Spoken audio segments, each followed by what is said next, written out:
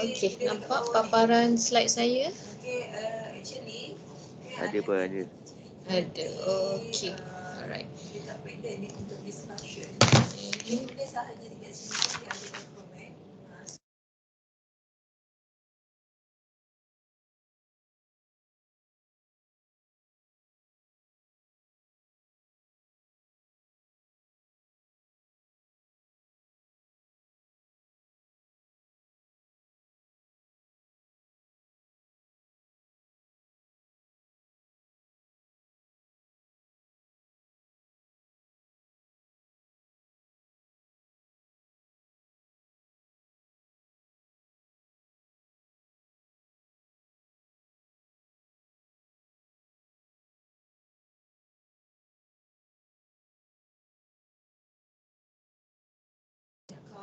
Okey, so kita continue dengan chapter 3. Kita dah belajar berkenaan dengan how to calculate the expected return, standard deviations and coefficients of predictions. Okay, so exercise 2, dah buat belum?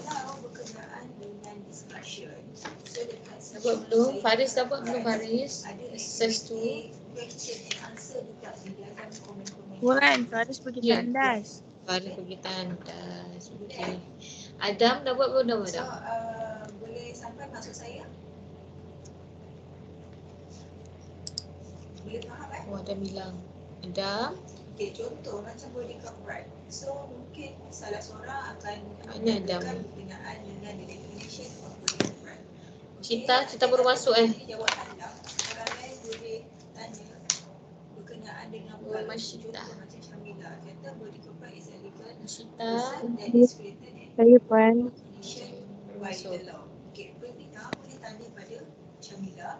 Okay, what the example of the Alright. So, okay, so siapa nak bagi jawapan untuk exercise 2? Anyone? Boleh bagi jawapan untuk exercise 2? So, Untuk expected return. jawab atas persoalan yang Pernah buat. Barulah nampak discussion tu agak hidup dan lebih santai. Okay, dekat sini walaupun saya Boleh siapa-siapa bagi jawapan untuk exercise 2? Expected return. Okay.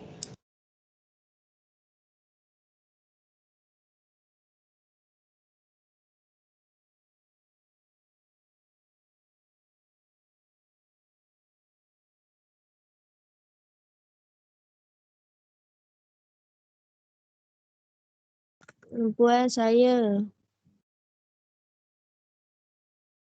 Puan. Puan, saya Masita nak jawab. Puan. Ya, sorry. Ya, kata dengar. Saya tak on mic. Sorry. Apalah. Okey, Masyita nak jawab. Okey. Marah Masyita. Saya tak reply dia tanya. Kan, Okey, Cita. saya rusak Puan. Okey, ER expected return Cita dapat berapa? 0.1575. 0.1575. Dalam percentage Cita? 15.75. Okey, mesti letak dalam percentage ya, sebab untuk ER dia punya unit adalah percentage. Jawapan akhir mesti dah 15.75. Okey. Alright. So SD Cita, SD? So yang ini sebenarnya kurang lagi untuk group 1, kurang lagi dia punya bahan. Masyita, SD, sambung. Sambung dia terus. Puan, bagi orang lain lah. Saya tak buat yang tu. Saya lupa. La ilaha illallah, aku buat separuh jalan. Okey, siapa nak jawab SD? Buat tapi nombor 1 je dah. Kenapa? Okey, siapa nak bagi jawapan untuk SD? Standard deviation. You all tak buat latihan, nanti seksa waktu final. Dia calculation ni satu je dia punya tips. Buat latihan walaupun soalan yang sama. Okey? Malas buat latihan, meranalah waktu final nanti. Okey, siapa nak buat SD?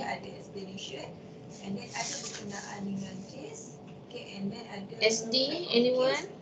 So, of case ni tak semestinya Standard deviation, siapa boleh bagi jawapan? So, you kupaskan berkenaan dengan kes tersebut. Okay, Buat ke tidak komen ni? Lagi bagus. Okay. Okay, saya Puan. Okey, siapa? Syuhada. Syuhada. Nurul ke? Nurul ke Nur Syuhada? Nurul Syuhada. Nurul Syuhada. Okey, Nurul Syuhada. Standard deviation. Nurul Syuhada dapat apa? Dalam percentage kan Puan? Ya, betul. 295.24. 295.24. Macam something wrong somewhere macam ni. Okey. Okey, tak apa. Baca dulu you punya workings. Tulis tak working pada atas? 0.3 tolak 0.1575 kuasa 2 darab 0.15 tambah 0.15 tolak 0.1575 kuasa 2 Okey. darab 0.7 Okey. tambah 0.05 tolak 0.1575 kuasa 2 darab 0.15. Okey. So lepas tu? Saya dah terus kuasa 2 dengan darabkan dapat 3.0460 tambah 3.04 okey. tambah 3.9375 tambah 3.9 okey. tambah 1.7334 tu punca kuasa kan, campurkan semua lepas tu punca kuasa. Sebelum punca kuasa nilai dia 8.7169. Okay, saya rasa you salah dekat yang kedua tu. Yang apa? Tadi kan you dapat cos 3 cos sebab tu saya minta kalau dalam soalan dia bagi dalam perpuluhan, you convert terus dalam percentage. Ni ambil 30, ni ambil 15, ni ambil 5. Sebab nanti bila you banyak sangat kosong, that waktu tu lah mistake berlaku. Okey, tadi you dapat 3.0460 betul? Betul Puan. Okey, yang kedua tadi? 3.9375. Saya check.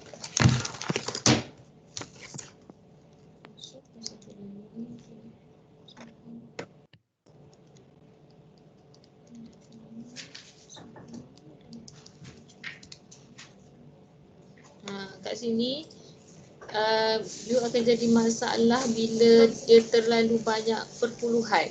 Okay, dalam kalkulator dia akan keluar 3.9375 kuasa darab 10 kuasa negatif 0.5 tu dia cara you ambil perpuluhan tu salah. Dia tak cukup kosong. So saya suggest, okay macam ni, saya suggest untuk semua saya tunjuk workings. Ambil dalam bentuk percentage supaya nanti tak berlaku kesalahan macam tu. Okay, right. So cara yang untuk mengurangkan berlakunya kesalahan, you ambil dalam percentage. So you punya workings will be 30 tolak 15.75 kuasa 2. Siapa tadi? Syuhada, Nurul Syuhada. Okay, cuba Nurul Syuhada buat dalam bentuk percentage pula. Sebab jawapan you wrong tadi, salah jawapan tadi. Yang ada tengok berkenaan dengan contractual capacity, you all dah nak test ni. Tambah 15 tolak 15.75 kuasa 2 darab 0.7 tambah 5 tolak 15.75 kuasa 2 darab 0.15. Anyone? Berkenaan dengan Lee versus DMR.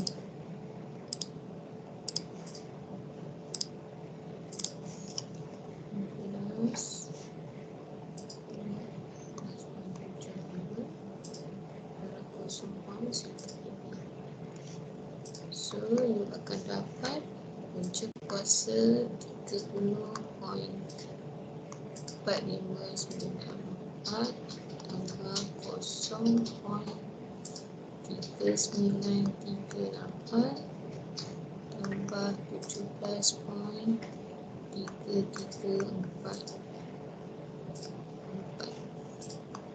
Okey, so Nurul Syuhada dapat jawab hasil tambah tu dapat berapa Nurul Syuhada? Hasil tambah yang 3 ni.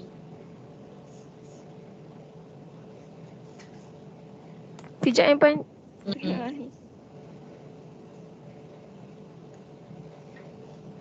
tak boleh ambil 2 titik perpuluhan Puan. Ambil 4. Puan, saya nak tanya. Ya. Saya dapat 30.9373 untuk tambah, hasil tambah. Betul tak? 3 hasil tambah salah? Dapat Salah. 48.1876. Okey, Belum betul. punca kuasa lagi. Betul. 48.1876. Belum punca kuasa. Okey. Okey, dah punca kuasa dapat berapa? 6.9417. Okey, good percent. Okey, terima kasih. Okey, so tadi siapa tadi yang bagi jawapan salah tadi dapat 30 tadi? Mari saya tengok you Puan, saya phrase. salah darab. Darab? Pergi darab? Oh, salah darab. So dah jumpa mistake dekat mana? Probability dekat bear tu. Oh, okey. So, tahulah salah kat mana? Jumpa dah? Dah Puan. Okay, alright. Okay, so that's why kenapa saya duk cakap kalau soalan dia bagi return dalam perpuluhan, convert siap-siap dalam percentage. Sebab nak elakkan masalah macam ni lah. Sebab terlalu banyak kosong dalam kalkulator dia buat 9375. Dia ada ada point dekat atas tu negatif 0.5. So you kena tarik kosong tu 5 ke belakang. Okay, so dekat situ dah boleh berlaku banyak kesalahan. Right, so untuk elakkan daripada you tak tahu macam mana nak tarik kosong tu, tak tahu berapa kosong sepatutnya you letak, so better for you dekat return ni terus ambil dalam percentage. Okay, alright. So standard deviations, coefficient of variation, siapa boleh bagi jawapan? Dah ada ER, dah ada SD? Puan? Puan, I just entered Puan. Siapa ni? Bhagyashree Puan. Bhagyashree. Okay. Kenapa lambat Bhagyashree? Sorry Puan, dah tertidur Puan. Okay. Puan, the CV is 0.4407. Okay, CV is 0.4407. Okay, thank you very much. Pandai Bhagyashree ni, ambil hati. Dia masuk lambat, betul dia terus bagi jawapan. Okay, thank you Bhagyashree. Thank you madam. Ayo korang ni. Kalau online pun lambat, kelas face to face pun lambat. Gana ni. Tak apalah. Macam mana kan? Right? Okay. So expected return you akan dapat 15.75. Standard deviations 6.9417%. Untuk coefficient of variations 0.4407. Okay. Ingat balik apa yang saya pesan, return ini pastikan dalam bentuk percentage untuk elakkan daripada berlaku error, berlaku kesalahan. Okay, boleh tak salah kalau you nak ambil dalam decimal ataupun dalam bentuk perpuluhan, tapi you kena alert lah berapa kosong yang sepatutnya ada. Right? Okay, itu adalah untuk exercise 2. Okay, sekejap sebagai pekerja. As an employer lah. The next one adalah sama juga, you nak kira, you nak calculate expected return, standard deviations and coefficients of variation, tapi dalam keadaan di mana if probability is not given. Kalau dalam soalan probability tak ada, so how you are going to calculate the expected return. Okay, so untuk ini saya tak pernah lagi jumpa dalam final. Okay, tapi ada dalam you punya syllabus. Okay, hopefully dia tak keluar lah. Focus more on formula untuk cari expected return, standard deviation dan coefficient variation yang ada probability. Okay, right. So kalau lah tiba-tiba dalam soalan tak ada probability, so macam mana cara nak cari ER? Boleh cari ER. Caranya adalah, okay, cari jumlah hasil tambah semua RI ataupun rate of return, bahagikan dengan N. N ialah number of period. Dia punya workings ataupun dia punya cara itu lebih mudah jika dibandingkan dengan probability. Tapi kalau dalam soalan ada probability, kena pakai yang sebelum ni punya equation lah. Tak bolehlah pakai yang equation untuk yang tak ada probability ni. Jangan buat tiba-tiba susahlah calculation ni tak ada probability, nak pakai yang tak ada probability lah, tak boleh. Kalau probability is given, you kena pakai yang sebelum ni. Kalau not given, barulah kena boleh pakai yang hot ni, yang baru ni. Okay, so jumlah RI ataupun rate of return divided by N. Alright, so contoh dalam soalan dia bagi period ada 4 tahun dan dia bagi return. Return ni dalam bentuk decimal point. Okay, so apa perkara pertama yang you kena buat adalah convert dulu decimal point ni kepada percentage. Okay, so yang ini akan sekejap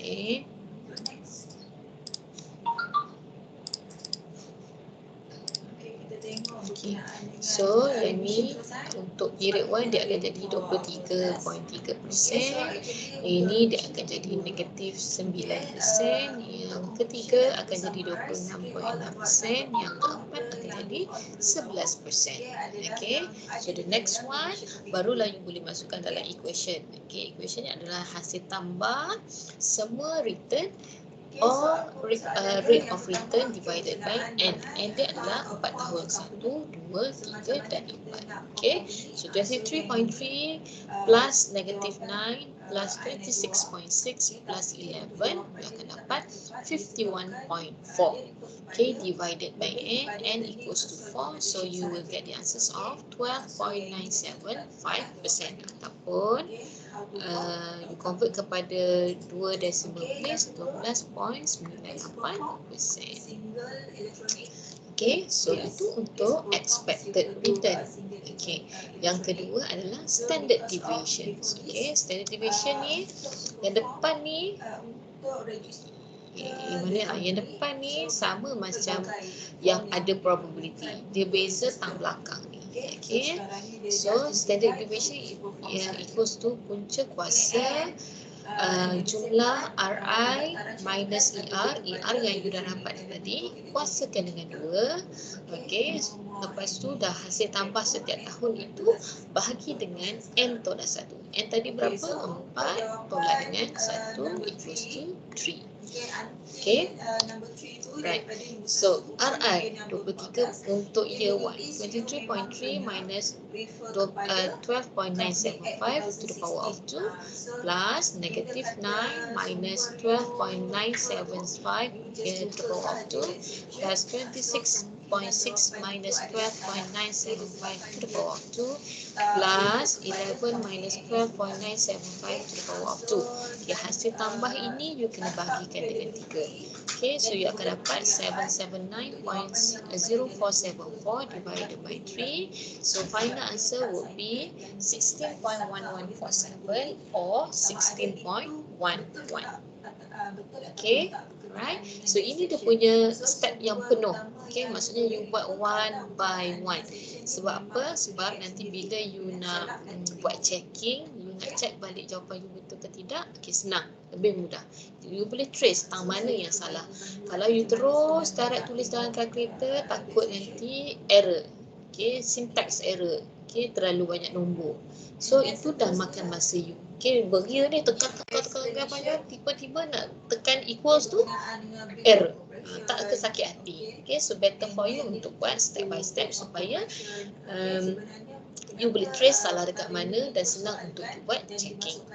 Okay, itu untuk standard deviation. Last one adalah coefficients of variations. Hot ni senang sebab dia sama macam yang sebelum ni. SD bahagi ER. So dah ada SD, dah ada ER. So you will get the answers of 1.242. Right? Okay, any questions? Ada sebarang soalan? Ada sebarang soalan? Ada yang baru masuk? Saya tak panggil nama. Tak ada soalan. Tak ada soalan. Okay, that's why dia ada lifting. Ada siapa saya belum sebut nama? Lingesh ada Lingesh. Okay, apa dia punya why? Lingesh tak ada. Sang? Operation concept. Okay, Sang, saya dah add you dalam team tau. So, supposed to be kalau you dah log in dalam team, sepatutnya dah ada kita punya course ni, kita punya tips ni. So, you tak payah masuk as guest, you terus masuk dalam team. Boleh, Sang? You boleh log in tak dalam team? Nanti saya login dalam Nanti check ya, nanti try Tak clear suara Sang. Okay. Siring, ada tak Siring? Siring tak ada. Lingesh tak ada, Siring tak ada. Hafizuddin? Okay, bye. Ada. Masuk buku apa Hafizuddin? Tadi masuk link lain. Hah? Astaghfirullahaladzim. Link mana? Masuk link lain. Okay. Lepas tu? Tak Masuk tahu. kelas apa? Tengok ada orang. Tak ada kelas. Lah.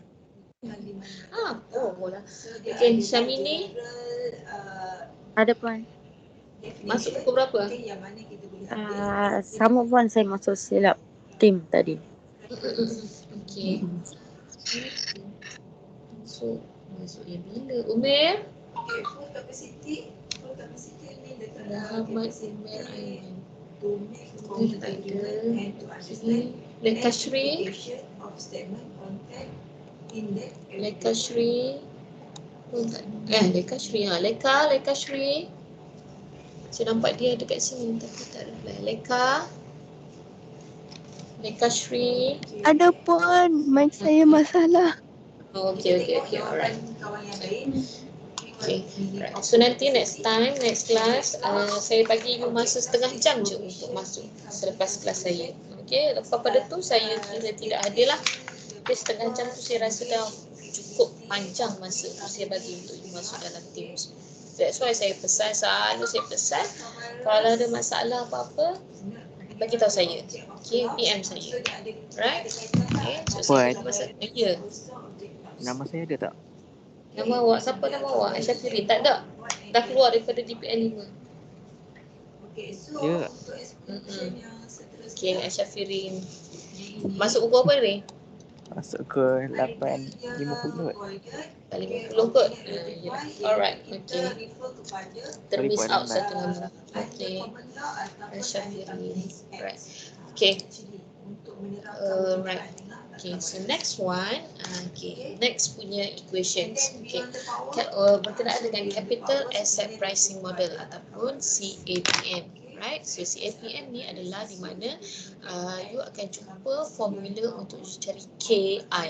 KI ini adalah required rate of return. Yang sebelum ni kita cari expected return kan? Okay, so untuk CAPM ni boleh digunakan untuk kita cari required rate of return. Berapa rate yang kita perlukan untuk debt securities, untuk debt investment. Okay, berapa yang kita perlukan supaya kita boleh dapat keuntungan. Okay, at least we need to have berapa banyak return, right? Okay, CAPM relates the required rate of return for any security with the risk for that security as measured by beta. Okay, so CAPM ni adalah untuk you cari required rate of return di mana you have to take into consideration the beta. Beta ini dia merujuk kepada ataupun dia mewakili risk. Beta ini dia mewakili risk. Beta is the relevant measure of risk that cannot be diversified away in a portfolio. So dia kata beta ni dia mewakili risk that cannot be diversified. Okay, risk that cannot be diversified tu risk yang macam mana? Systematic ke unsystematic? Cannot be diversified. Dia tak boleh dielakkan. Systematic. Pandai. Ingat pun. Okay, good.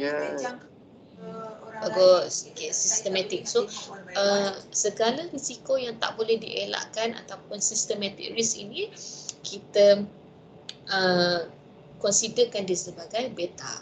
Okay, so that's why beta need to be considered dalam calculations of CAPM model ini. Right, so beta is the measure that investors should consider in their portfolio management decision process. Okay, kena ambil into consideration sebab apa? these types of risk cannot be diversified, tak boleh dielakkan, kena masukkan dalam calculations. Alright, so how to calculate the required rate of return, KI ini? Okay, KI equals to RF. RF ni adalah risk free rate, okay, plus beta times dengan ERM, expected rate of return for the market portfolio, minus risk free rate. Risk RF ni sama macam RF yang depan ni lah. So kalau nilai yang depan ni adalah 10%, so belakang ni pun 10%. Okay, alright, so ini ERM minus RF ini kita panggil dia juga sebagai market risk premium. ERM tolak RF, dia juga dikenali sebagai market risk premium. Okay, sometimes dalam soalan kadang-kadang dia bagi expected rate of return, dia bagi risk free rate, dia bagi beta. Okay, sometimes dalam soalan dia terus bagi market risk premium. So baca soalan betul-betul. Kalau dalam soalan dia bagi terus market risk premium, so maksudnya beta terus darabkan dengan nilai market risk premium ini. Okay, tak payah dah ER tolak dengan RF. Okay, so depends on questions lah. Alright, so kita try buat example yang pertama. Okay, so if ERM, dia dah bagi ERM 15%, dia bagi RF ataupun risk free rate 5%, the beta value for each securities are as follow. Okay, beta untuk securities A 1.5, beta untuk securities B 1, beta untuk securities C 0.5, beta untuk security D is 0. Okay, kita cuba buat yang securities A dulu. Okay, so dia punya equations KI equals to RF plus dengan dalam kurungan beta darabkan dengan ERM minus RF. Kenapa garis-garis ni? Nak kena ni. Okay, sekejap right, ERM beta RF beta ERM tolak RF. Okay, so RF dah diberi berapa? 5%. Ambil terus dalam bentuk percentage Okay, darabkan dengan tambahkan dengan beta adalah 1.5, darabkan dengan ERM 15 minuskan dengan RF 5. Kalau kita tengok elektronik untuk daftar ni, okay, sebenarnya kita akan refer kepada, so you akan dapat 5 tambah dengan 15. So you akan dapat required rate of return adalah 20%. Okay, right. So kalau beta nya adalah 1.5%, 1.5, dia punya return will be 20%. Okay, cuba buat untuk beta securities B, C dan juga D. Nanti saya panggil siapa-siapa. Kalau saya tak boleh buat, bagi tahu saya ajar. Okay, cuba buat B, C dan juga D.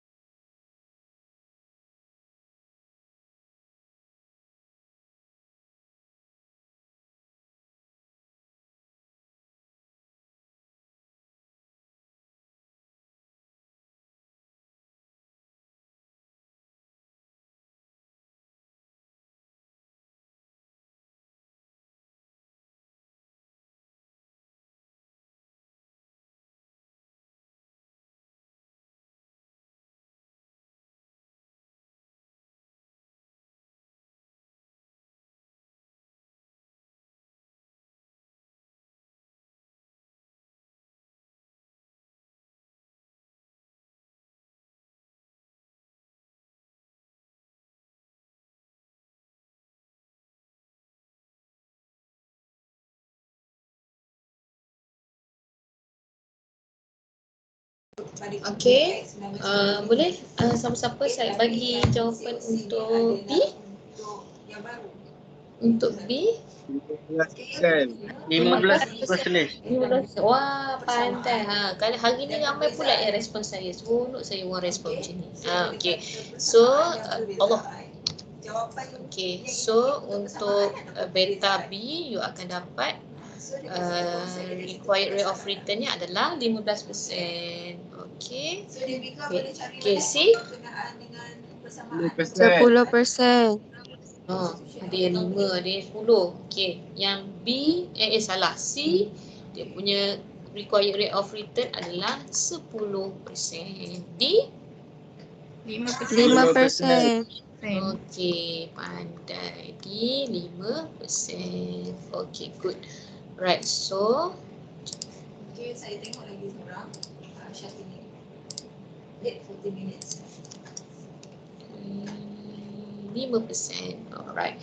So, kalau you perasan, okay, dia punya beta ni makin lama makin kurang kan? Okay, beta A 1.5, B 1, 0.50. Okay, tapi tengok pada dia punya return pun makin lama makin kurang. A 20, B 15, C 10, K 5. So kat sini it shows that the higher the beta ataupun risk ini, okay, the higher will be the return. Pandai. Okay. So dia punya relationship-nya adalah positive relationship lah. Okay, high risk, high return. Okay, the higher the beta, better. Beta, the higher will be the return. Okay, nampak dia punya relationship? Faham, nampak, pandai. Alright. So now kita pergi tengok dekat example 2. Okay, dekat example 2 ni dia tricky sikit di mana dalam soalan ni dia bagi terus market risk premium. Okay, kalau you tak baca betul-betul nanti takut tersalah. Right, so 10 Berhad has a beta coefficient of 0.5. So 0.5 ni adalah dia punya beta. Okay, if the market risk premium is 11%, risk free rate is 4%. Ini adalah risk free. Ini adalah ERM minus RF ni tadi. Okay, determine the expected return. Sorry, ini bukan expected return ni. Required. Betul kan ya? Required return of 10 Berhad. Okay, so dia punya equation adalah KI equals to RF plus beta darab dengan ERM tolak RF. Okay, so dalam soalan ni dia dah bagi dah siap-siap ERM tolak RF ni. Okay, so dah tak perlu dah you cari expected return minus RF. Manalah expected return ni? Tak ada puan, tak boleh ni. Soalan ni salah. Tak. Okay, soalan ni tak salah. Sebab dia dah terus bagi market risk premium. Okay, so beta tadi, risk free adalah 4% plus beta 0.5. Teruskan darab dengan dia punya market risk premium. Market risk premium dia dah bagi terus 11%. So you will get the answers of 9.5%. Okay. Kalau you tak baca betul-betul nanti takut tersilap. You cakap 11% tu adalah expected return. Salah dah juga tu. Syatini ada ke tak ni? Okay. Right. So the next one. Okay, last part dalam chapter 3 ni. Okay, securities market line. Okay, securities market line ni adalah satu graph lah. Okay, graph that shows the trade-off between the risk and expected return for all asset. Okay, so graph ini menunjukkan bukan dia suruh you plot graph ya, cuma dia nak bagi tahu kalau graph macam ni apa maksud dia. Kalau dia plot di atas line apa maksud dia, diplotkan di bawah line apa maksud dia. Okay, so shows the trade-off. Trade-off ni adalah relationship lah. Okay, antara risk dan juga expected return for all asset. Okay, so SNL is the graphic representations of CAPM, right? So in equilibrium where supply and demand are equal, all the returns of the security will lie on the securities market line. Okay, kalau dalam keadaan equilibrium. Okay, kalau you belajar ekonomi dulu, okay, makro ke mikro ke, equilibrium adalah berlaku apabila supply sama dengan demand.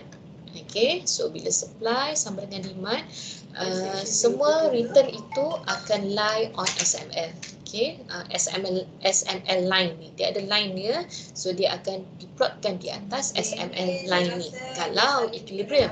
Okay, but if the market is not equilibrium, maksudnya demand dan supply ni tak sama, so the estimated return of security will be either lie below or above the SML. So bila keadaan tak equilibrium, maksudnya supply dan demand tak sama, so dia akan plot sama ada di atas line ataupun di bawah line.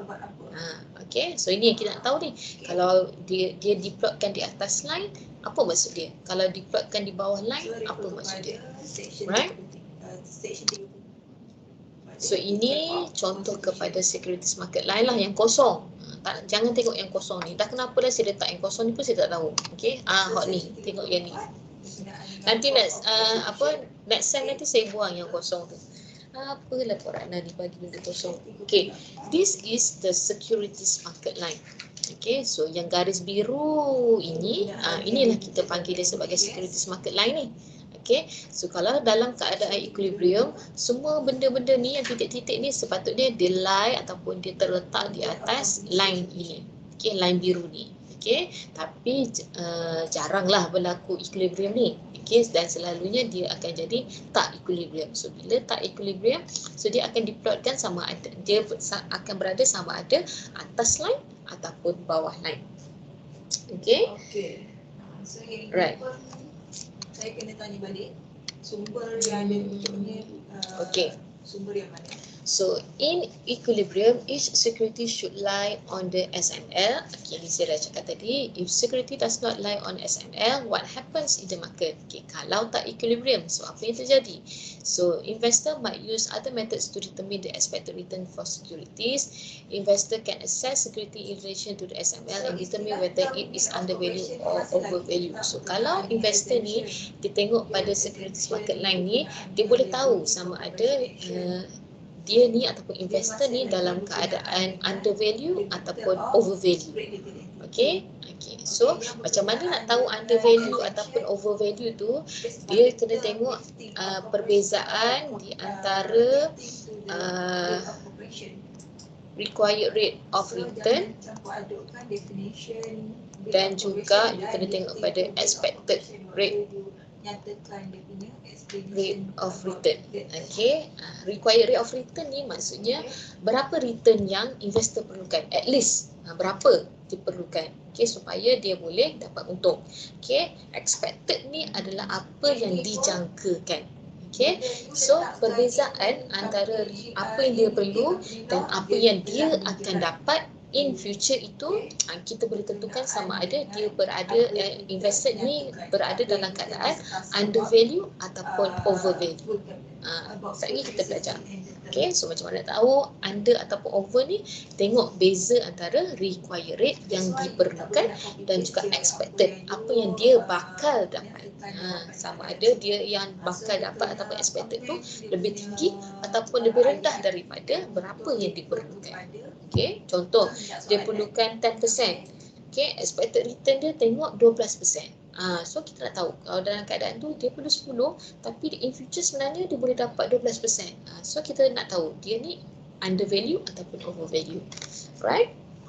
Okay, so the next one, from the figure, security rate has an expected return derived from fundamental analysis and plot over, above the SML. Okay, untuk securities yang berwarna merah ini, dia diletakkan di atas garis SML ni tadi. Okay, ni yang merah ni, yang dot-dot merah ni, betul tak dia berada pada atas line? Ya. Okay, ni line dia berada pada atas line. Okay, yang kedua, security return. Kalau rate ni tadi dia punya expected return dia adalah high, lebih tinggi. Okay, kalau untuk green ni has low expected return and plots below the SML. So yang hijau ni pula dia ada dia punya expected return adalah low. Okay, kurang daripada adalah constitution of company. Kurang daripada apa yang dia expect. Okay, so apa yang dia expect, apa yang dia required. Alright, so security rate is undervalue. Okay, dalam keadaan atas SML. Okay, security rate ni lah. Okay, siapa yang berada atas line? Yang rate ni. Rate ni dikira sebagai under value. Okay, under value ni daripada pihak investor lah. Okay.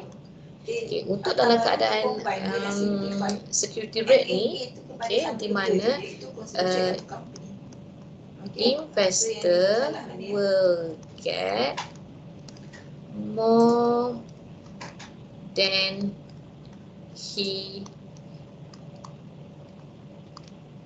required. Okay, dalam keadaan yang red ini ataupun merah ini, investor akan dapat lebih daripada apa yang dia perlukan. Maksudnya dekat sini, okay, dia punya required rate of return, dia perlukan 10%. Okay, right?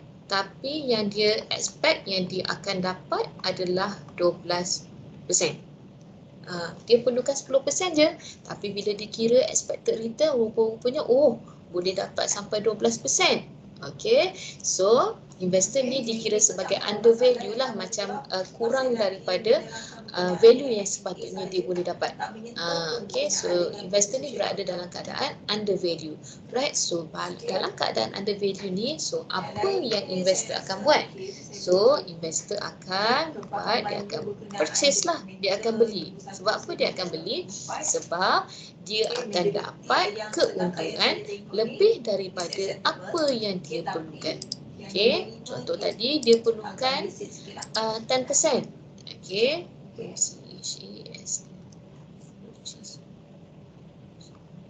okay, dia perlukan 10%, tapi bila dia kira rupa-rupanya in future dia boleh dapat 12%. So apa yang investor boleh buat? Investor will purchase the security. Kenapa dia akan beli? Supaya nanti in future dia boleh dapat lebih daripada apa yang dia perlukan. Lebih tak apa, jangan kurang. Gitu. Okay, lebih tak apa, jangan kurang. So what investor will do? Investor will purchase security rate. Okay, sebab apa? Sebab dia akan dapat lebih daripada apa yang dia perlukan. So bila orang duk beli, investor duk beli, dia akan keep on purchase the securities. So what happens to the demand? Okay, apa jadi pada permintaan? Permintaan akan tinggi lah.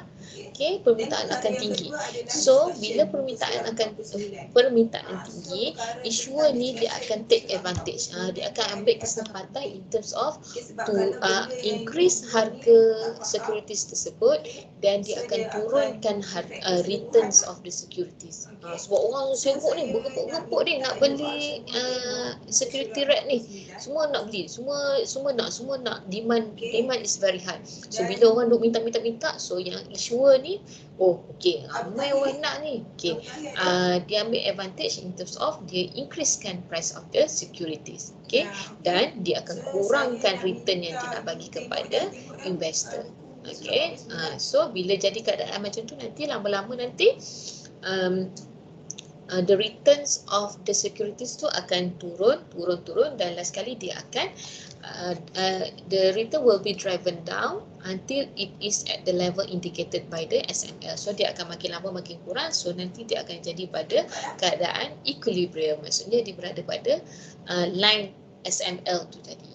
Okay, so bila berada pada keadaan equilibrium, selalunya dia tak untung, dia tak rugi. Maksudnya required rate of returns dia akan jadi sama dengan expected rate of return. So maksudnya apa yang dia nak, dia akan dapat lah 10% lah, 5% lah. Alright, itu untuk security rate. Okay, kalau green pula, kalau green ni dia dikira sebagai overvalue.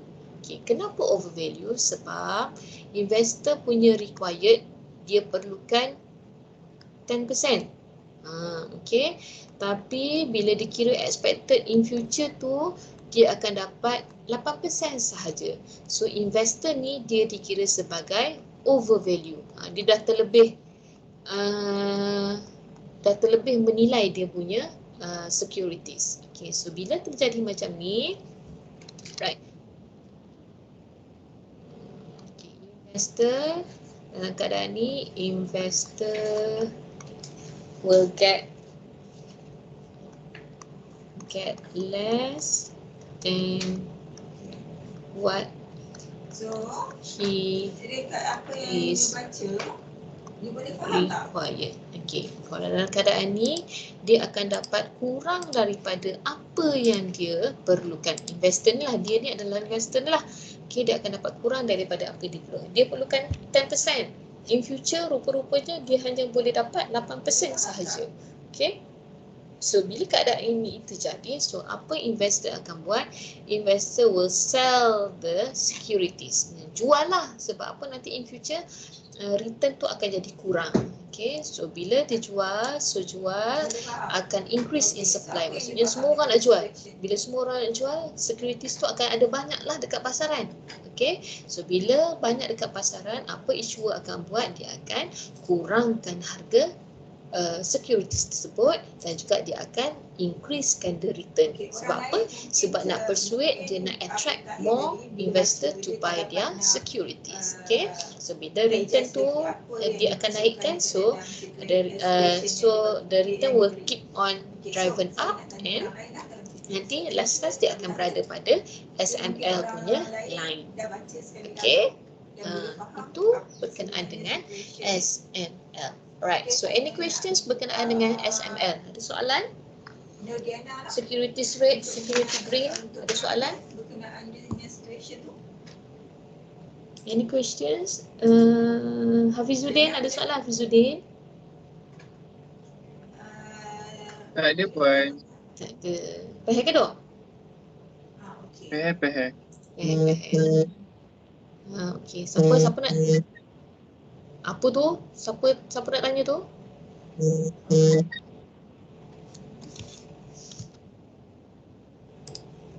Siapa Faris nak tu berkata-kata? Faris tadi tu macam nak bertanya tadi. Pandai lah kau ni musik kawan ke apa? Faris nak tanya apa Faris? Faris? Ada tanya apa-apa perempuan, Hafiz tu mengada sikit Wan. Hafiz tu ngada. Kau pun pengen ngada. Syafirin? Tak ada Puan. Tak ada pun. Okay. Slow je suara Syafirin. Tidur ke Syafirin? Tak ada Puan.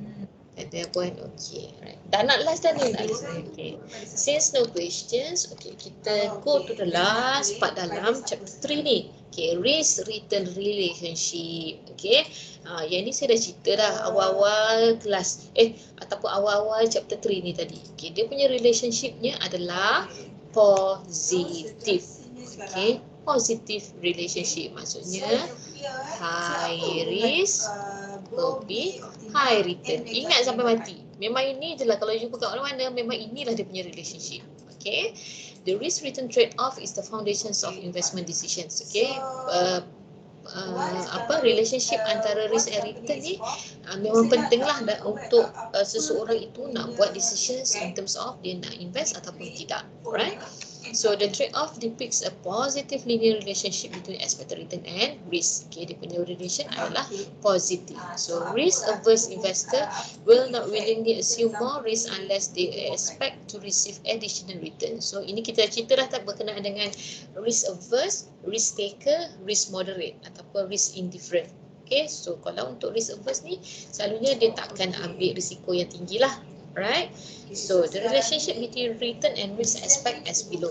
Okay, expected return should be positive related to the risk. Okay, over long period of time, the historical relationship between risk and return should be positive. Okay, dia punya general rulesnya adalah high risk, high return. Okay, untuk long period of time selalunya memang dia akan follow these rules lah. Alright. Over relatively short period, the trade-off between return and risk is always expected to be positive, but it may turn out to be negative.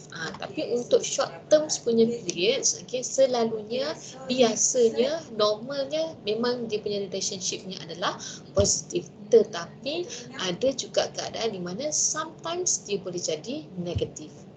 Nanti keadaan dia macam mana jadi negatif tu nanti kita kaji. Jangan tanya. Okay, right? Tapi dia punya general rules yang biasa memang diguna pakai oleh semua orang, relationshipnya adalah positif. High risk, high return. Okay, so cuma mungkin ada beberapa keadaan yang tertentu dan selalunya pada short periods yang kadang-kadang relationship ni boleh jadi inverse ataupun negatif. Okay, sometimes sahaja, but most of the time general rules-nya adalah high risk, high return. Soalan ni kat bawah. End of chapter 3. Habis dah chapter 3. Okay, so any questions regarding chapter 3? Ada soalan apa-apa? Nanti saya cuba cari latihan untuk chapter 3. Okay, ada. Nanti saya jumpa nanti sikit lagi. Okay, so ada sebarang soalan before we end up the class? Ada sebarang soalan? Okay, Kevin? Ada soalan Kevin? Tak ada pun. Tak ada. Okay, Zulaika? Ya, saya. Ada soalan ke? Ada puan. Tak ada. Andam? Tidur ke? Tidur ke tak? Tak ada pun. Tak ada. Tak, Alright. Oh. Suka hati dia kata awak tidur Okay. Dah, Alright. puan. Padahal dia yang tidur. Okay. Tak apalah. Lepas ni nak tidur. Fokus. Saya tengah cakap ni kan. Fokus ni. Yelah. Okay. Hari ni je lah fokusnya Hafizuddin. Hari-hari lain pun fokus lah. Dia buat. Fokus. Fokus. Okay. Hari lain dia tidur pun. Hari lain dia tidur. Hari ni je dia fokus. Tak apa. Nanti next class kita tengok dia tidur ke tidak. Alright. So, okay. So, since no class pula dah. No questions. Alright. So, I think we can end up our class hari ni. So, Azlina nanti remind saya untuk bagi latihan berkenaan dengan chapter 3 ni Boleh Azlina? Puan. Okay. Alright. Thank you very much. Okay. So, nanti next class nanti kita akan sambung dengan chapter 4 pula lah. Alright. So, I think sekejap ni. Saya tak ingat chapter berapa tadi saya cek.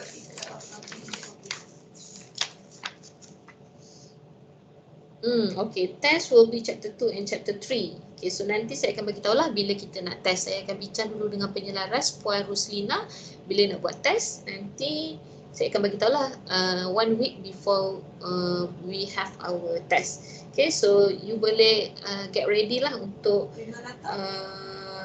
test punya preparation untuk chapter 2 dan juga chapter 3. Okay, so I think that's all for today. Thank you very much. See you next class insyaAllah. Assalamualaikum. Terima kasih, Puan. Salam. Thank you. Terima kasih, Puan. Thank you, madam. Welcome.